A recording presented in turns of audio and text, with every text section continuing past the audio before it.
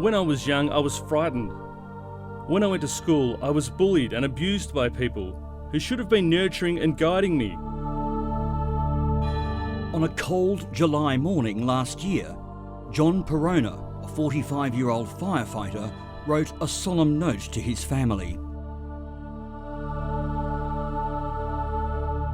I've always had a fear and pain inside of me. Now I can't bear it anymore. His words betray the mental torment of a man burdened with a constant sense of fear and loathing, a deep psychological trauma inflicted on him by a paedophile priest. Please understand, it's better this way. Too much pain. John could see no other way out of the darkness. As the details of his passing spread, it lifted the lid on a shocking secret that has been tearing at Australian society for decades. John Perona's death, the publicity John Perona made, the tragic nature of child sexual abuse real. They think that they are so high above everybody else that nothing can touch them and nothing can ever get to them. Well, yeah, it's not like that anymore. Australia is bracing for an onslaught of sexual abuse claims against the Catholic Church. The country has been rocked by revelations of decades of systemic cover-up of the activities of paedophile priests and other clergy. Now, the biggest judicial inquiry in Australia's history promises to investigate and to provide a measure of justice.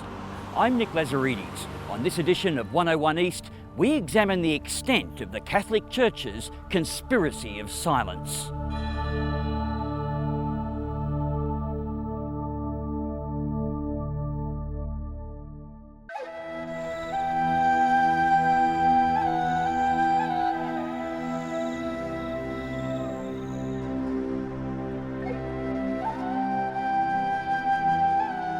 Swelled by Irish immigrants, Maitland was once Australia's second largest city and a bastion of the Catholic Church. Today, that reputation is in tatters, with the entire Hunter Valley region reeling from a scandal with grave consequences for the Catholic Church in Australia. That parents could put their children in the care of the Catholic Church and that the church would then betray that trust, I think is a wound that the church will never recover from. Born into a devout Catholic family, as a teenager, Peter Gogarty was forced to indulge the sexual whims of Father Jim Fletcher at the Maitland Bishop's house. Nobody ever thought it was strange that, that I would rock up to the back door of that house and ring the doorbell and they'd fetch Jim Fletcher for me, or that I'd go wander in there and look like I owned the place. I just find it inconceivable, and I think that's what's driven me the last few years, that sense that the Catholic Church knew what people like Jim Fletcher were up to, and they let them get away with it. It was the persistent accusations of cover-up that prompted Australia's Prime Minister Julia Gillard to establish the Royal Commission into the institutional responses to child sexual abuse, leading to intense scrutiny of the Catholic Church. I'd probably boil that down to two simple words: organised crime. That's simply what it is. It's organised crime. When you have an organisation that is fully aware of what's going on, the types of criminal offences and conduct around it to protect it, to harbour it, to conceal it, it's no different to what the mafia was doing back in the 1920s and 30s in the USA.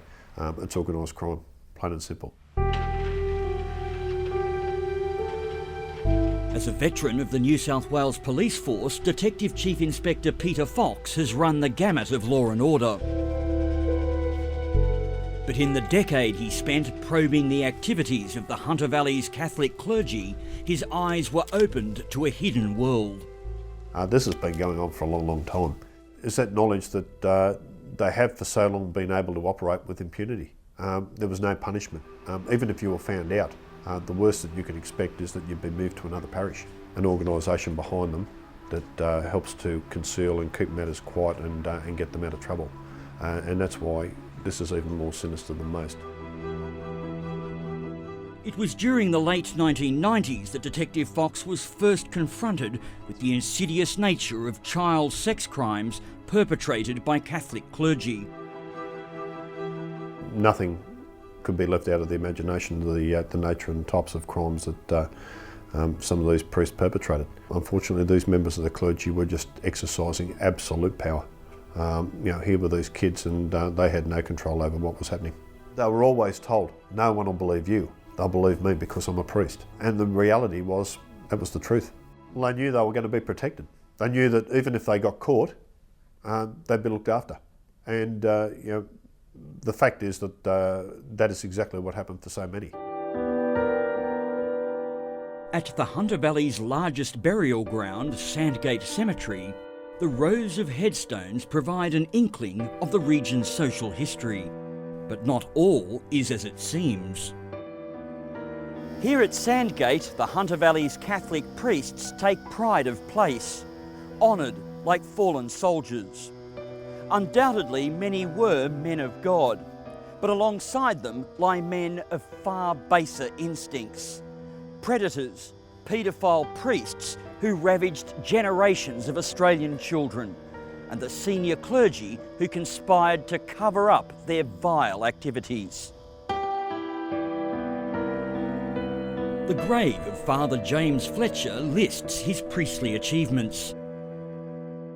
But the convicted paedophile spent decades grooming and raping young boys throughout the Hunter region, until Peter Fox put him behind bars, where he died around 18 months later. The hypocrisy is, here is an offender, a convicted pedophile, child rapist, dies in jail, is still buried, and his headstone says, Father Jim Fletcher, and all his priestly friends all turn up to give him a fitting farewell. Most people would have thought that it would never have crossed their mind that a priest could do anything to harm a child. As one of Jim Fletcher's victims, Peter Gogarty can remember only one instance when the priest was warned about his behaviour, when the local bishop banned the teenage boy from the house. To get me into the house without the bishop being able to see me, he would often pace up and down on this veranda here having a cigarette. So if I came to the front door, he'd see me. So Jim's plan then was for me to sneak down alongside the old cathedral into the back door at the kitchen. Peter Gogarty has a vivid recollection of those who lived and worked at the bishop's residence and its many visitors, including the current Archbishop of Adelaide, Philip Wilson.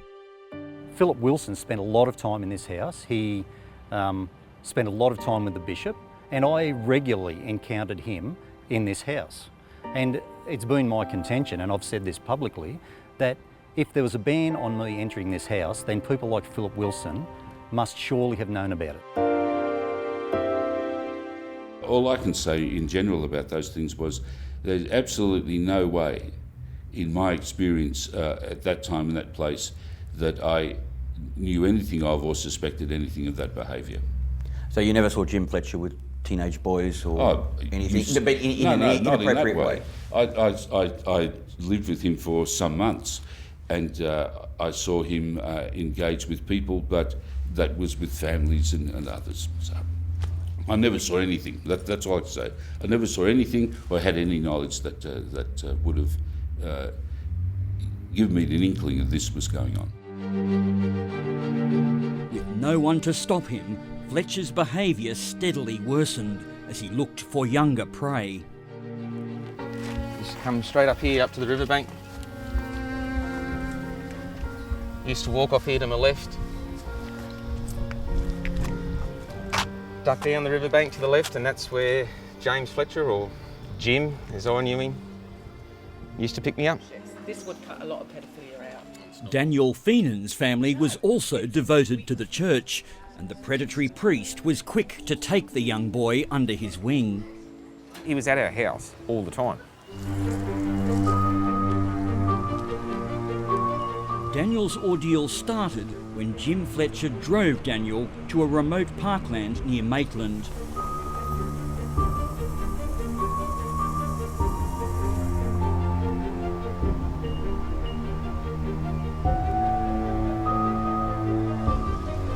He then raped the 12-year-old until he was bleeding.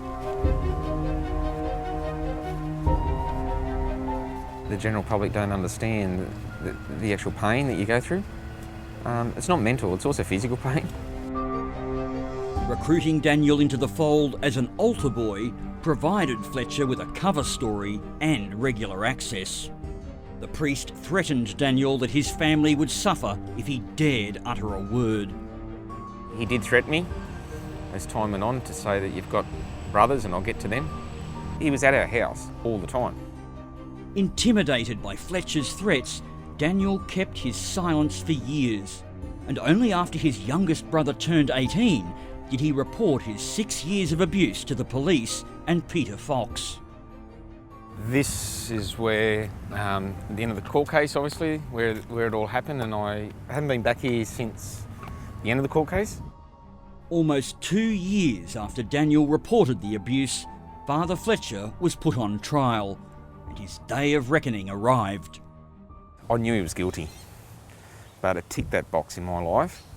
And since that day, I've just watched a lot of things tumble down in the Catholic Church since.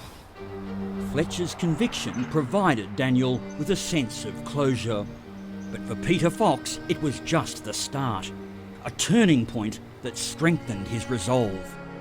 He had a hunch that Fletcher was just the tip of the iceberg. In the months after the trial, his suspicion was confirmed as more child victims of the clergy stepped forward. But as he launched new investigations, the church barricade went up. I saw the priests were more than happy to bend the truth.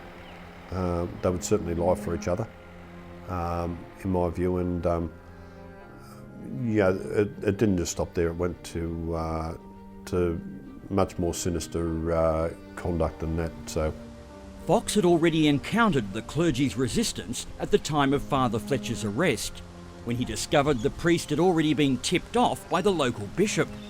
But now he says the attempts to sabotage his efforts were constant. the more I saw, it seemed to just get worse and worse from that point on. And I really started to look at the inner workings of the clergy as an adversary, because that's how they were behaving. To gain an insight into those inner workings, Fox familiarised himself with the principles of canon law. It's very real, and it's how the church operates, and you need to get your head around it to be able to investigate those matters properly. Before long, a much bigger picture emerged. The more pieces I was getting into this puzzle, the more the picture started to emerge, and I'm thinking, this is bigger than what I thought. This is really big. That's what the Chapmans have been. The detective's determination was starting to pay off, but unbeknown to him, he wasn't alone in his quest. Nearby in the city of Newcastle, another investigation into the clergy cover-up was being mounted. Nobody is above the law. Nobody. The Newcastle Herald's senior journalist, Joanne McCarthy, had also picked up the scent of a conspiracy by church officials to cover up the crimes of its clergy. But she knew it would be difficult to prove.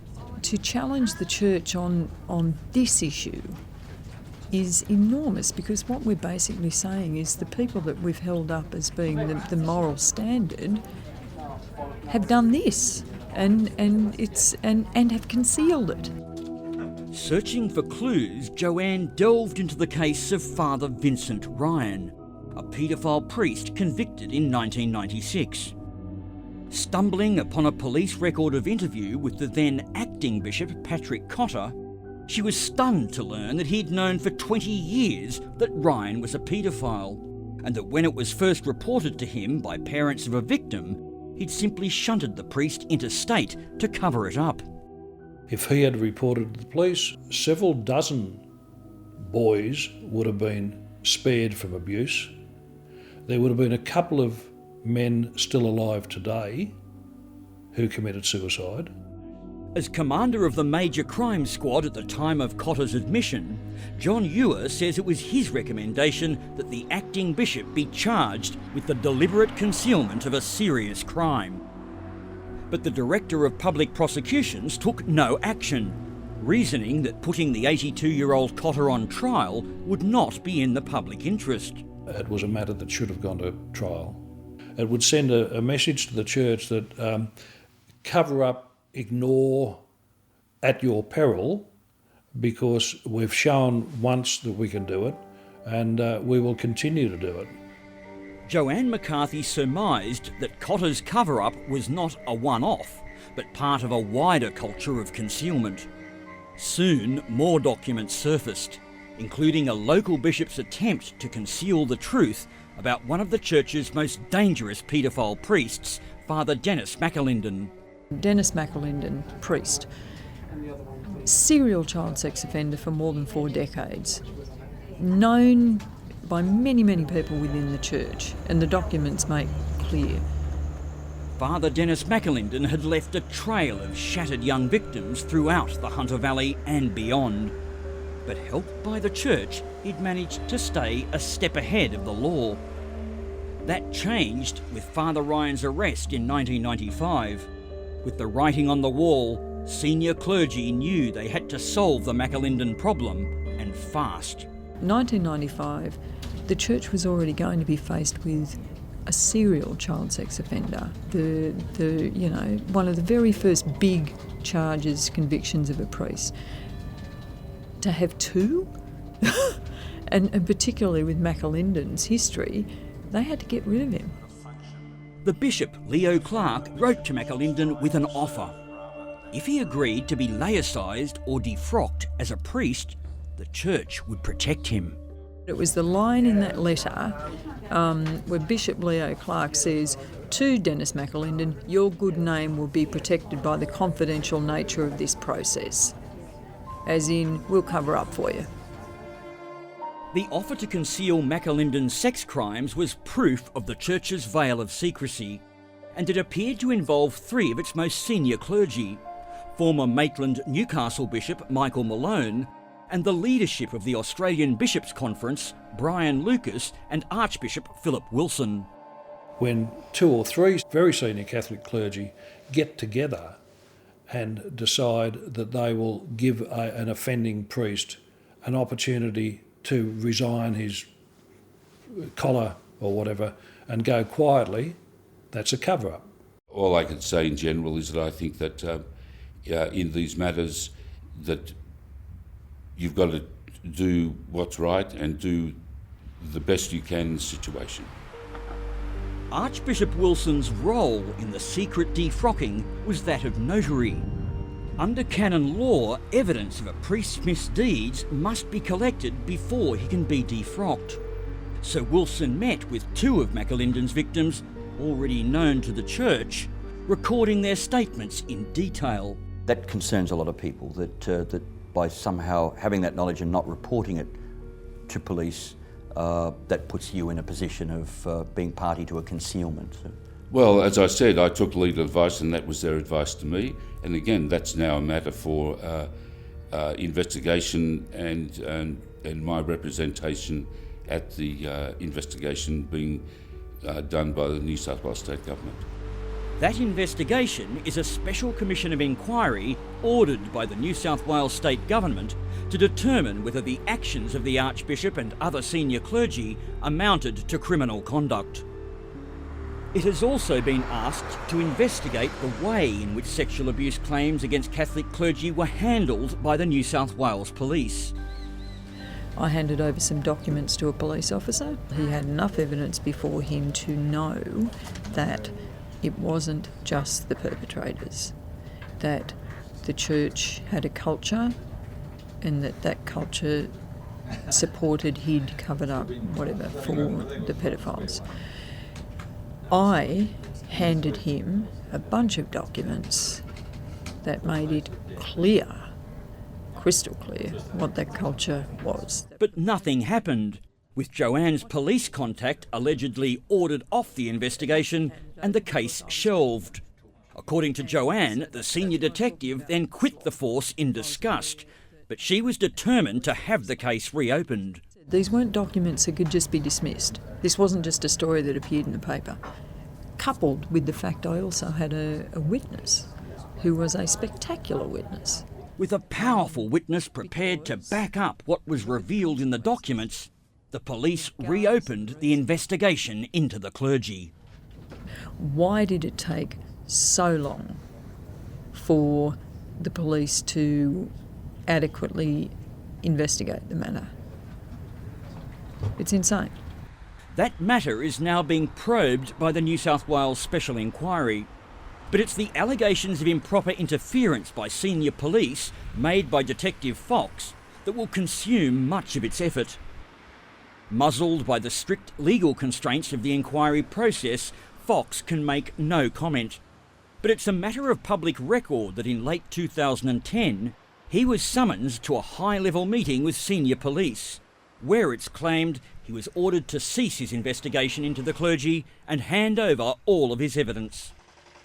On indefinite stress leave since shortly after the incident, Peter Fox has not returned to his job. History is littered with many good police that have been pushed over the edge and pushed out of the police force because of a particular stance that they took in trying to do the right thing. Peter Fox was now hamstrung in his effort to lift the veil of secrecy on the Catholic Church. But it was another man's devastating final act that would bring about the same result.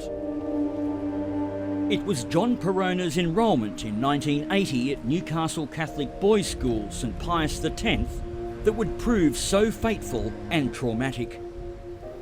The downright barbaric life that these kids had to endure at school, it's horrendous. Some of the things that he told me about, I'm thinking, I'm not even hearing this, that these things happened.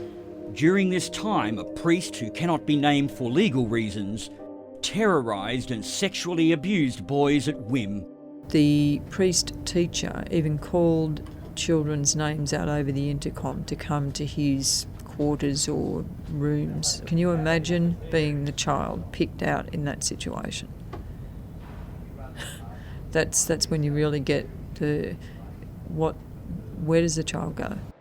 One of his hundreds of victims, it's believed that John Perona was the 12th former St Pius student driven to suicide as a result of the priest's sexual abuse. Abuse which many of the school's teachers and its principal, Father Tom Brennan, were aware of but kept silent. There is no way that these teachers did not know what was happening. And for them to just allow it, condone it, and not do anything about it, is just, it's sickening. It is really sickening. With the impact of John Perona's suicide reverberating throughout the community and demands for a royal commission gaining new impetus, Peter Fox attended a public rally in support of the idea. I just thought, well, I'm curious. I'll sit back and I'll just see what's going on. I'll just hear what they've got to say. But as Fox listened, the emotional scars of his own battle with the church rose to the surface. And when one speaker uttered the words, "When good men do nothing," Peter Fox knew instinctively that the time had come to take a stand. I was directed to hand that statement over to other people, to cease all investigations on that matter, and to hand over other documents. Do we need a Royal Commission? By hell we do. But his impromptu outburst at the rally was just the beginning, and 7 weeks later, Detective Fox blew the whistle in dramatic fashion. Detective Chief Inspector Peter Fox, thanks for joining us. Bursting into the national arena, Peter Fox had finally hit his target. I have definite information that of some covering up, certainly to a number of diocese bishops. It potentially goes even higher than that. Higher than that? You mean into the top levels of the church hierarchy, is that what you're saying? That's correct. 4 days later, Australia's Prime Minister, Julia Gillard, announced the formation of a royal commission that she described as nation-changing. I've said to my girls, what Daddy did has actually helped other people. As hard as that is to understand that we can't save Daddy and we can't bring Daddy back, but it's actually helped other people. So I want them to understand that. The full magnitude of John Perona's final act was apparent. The church is always telling us that every life is a miracle, and it is. John's life meant something. It is a fitting tribute to him that a lot of other people now are going to have the truth told.